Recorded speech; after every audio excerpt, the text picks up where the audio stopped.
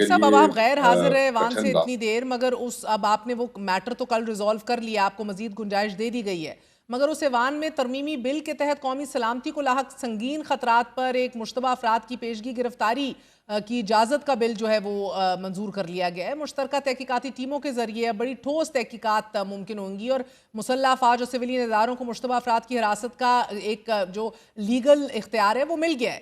So P T I کو کیوں محسوس ہو رہا ہے کہ ایک تو آپ کہ یہ قانون اپوزیشن کے خلاف استعمال کیا جائے گا؟ دیکھیں اگر تو دیکھیں میں آپ کو بتاؤں، اگر تو ہم سب سراپا احتجاج ہیں، کیوں ہے میں آپ کو بتاتا ہوں۔ اگر تو اس ملک میں ایک قانون دہشت گردوں کے خلاف ہی استعمال ہو پھر تو ٹھیک ہے۔ میرے پہ اسلام آباد، پنڈی، فیصل آباد میرے پہ دہشت گردی کے پرچے ہیں۔ آپ مجھے جانتی ہیں کئی سالوں سے میں کتنا بڑا دہشت گرد ہوں، مجھے بتائیں۔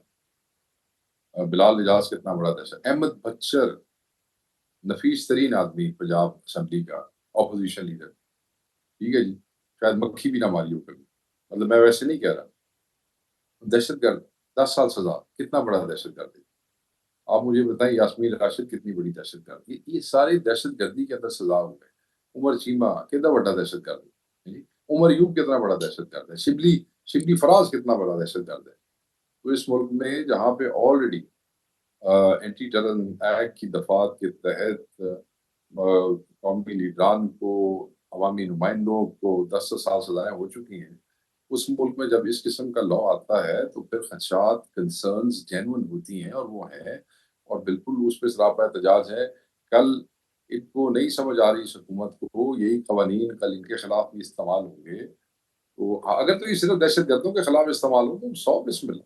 دہشت گردی ختم کرنے کے لیے ہمیشہ ہر پارٹی نے کھل کے اداروں کے ساتھ کوآپریٹ کیا ہے کہ یار دہشت گردی مکے گی تو پاکستان کا فائدہ ہے نا جی، امن آئے گا، یہ دہشت گرد یہاں سے ختم ہوں گے، جو بھی ہوں گے تو افسر، ہمارا فائدہ آئین کے ہوگا۔ منافی تو کوئی بھی قانون نہیں بن سکتا نا، یہ تو سپریم کورٹ نے بھی حکم دے رکھا ہے، تو بنیادی آئین کے منافی قانون سازی جب نہیں ہو سکتی، اور اگر آپ کو یہ لگ رہا ہے کہ ایسا ہی ہے تو آپ لوگ چیلنج کریں گے اسے عدالتوں میں؟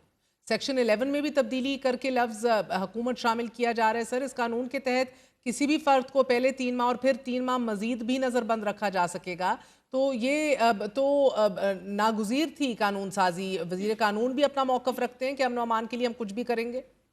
بالکل جی، ہماری